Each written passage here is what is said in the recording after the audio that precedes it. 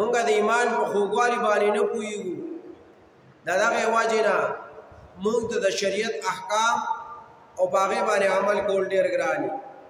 لکه نبي علیه الصلاة والسلام وایي ثلاث من كنا فيه وجد حلاوة الإيمان درې څیزونه دي درې خصلتونه چې کله په چا کې رالل نو دغه سړی به د ایمان په خوږوالي پوهېږي د ایمان چې دا درې کارونه پکې رالم دا درې کارونه چې کوم شخصیت کې موجود شو دی به اوس د ایمان په خوږوالي باندې پوهېږي لومبې ګوره ایمان راوړل ولا شرط دی ځکه چې د ایمان په خوږوالي به هغه سړی پوهېږي چې ایمان یې راوړی دی هغه کم دی اول دا دی من كان الله ورسوله احب الیه مما سواهما اول هغه کس دی چې د نبی علیه الصلاة والسلام سره د الله سره د ځان نه سوا مینه ده من كان الله ورسوله احب الیه مما سواهما هغه چې الله د پیغمبر ورته د هر څیز نه زیات محبوب زیات ورته خوښې نو دغه کس دی دی به اوس د ایمان په خوږوالي باندې پوهېږي دا صفت چې په چا کې هم راغلی دی نو دی به د ایمان په خوند باندې بیا پوهېږي ګورئ ښه او د ایمان په خوند باندې به پوهېږي او که د دنیا د څیزونو سره مینه محبت سوا شو او د الله د رسول سره مینه نه وه او د هغه سره مینه نشته نو دا سړی به د ایمان په خوږوالي نه پوهېږي ګورئ نه به پوه شي نو د الله د رسول سره به مینه کوي دویم ومن احب عبدا لا يحبه الا لله عز وجل دویم هغه کس دی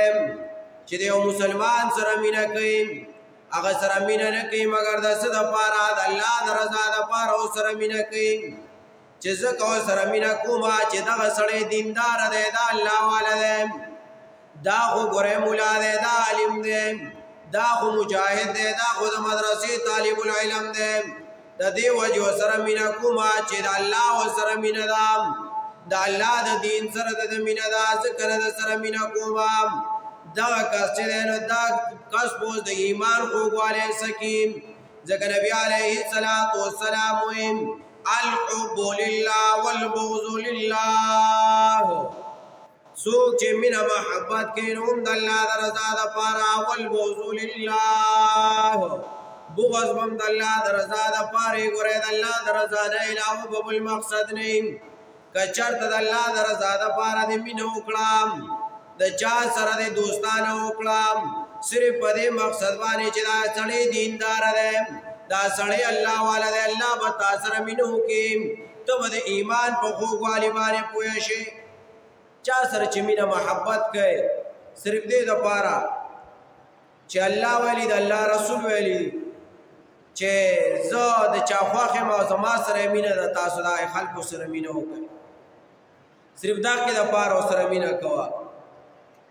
او چې څوک د الله د دین نه لرې دی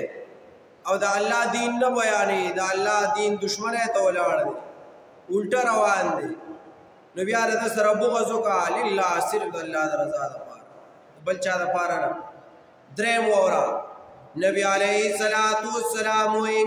ومن يكره ان يعود في الكفر بعد اذ انقذه الله منه كما يكره ان يلقى في النار دریم ګوره هغه کس دی چې د ایمان په خوند باندې به هغه څوک پوهېږي چې هغه بد ګڼي چې کفر ته واپس شي دی یو پیره ایمان ته راغلی دی اسلام ته داخل شوی دی اوس دوباره کفر ته نه داخلېږي صرف د الله د یارې نه چې الله یو پیر د کفر نه خلاص کړی ما ګوره دوباره نه ورځم لکه څنګه چې سړی د اور د غورځېدلو نه یارېږي دغسې اوس دې کفر ته واپس نه داسې بد ګڼي او د کفر نه یارېږي لیکن مونږ ایمان والو ته بد ګورو او د ایمان والو سره زمونږ دشمني نور چې مینه کوي هم د الله د رضا دپاره او چې بغض کوي هم د الله د رضا دپاره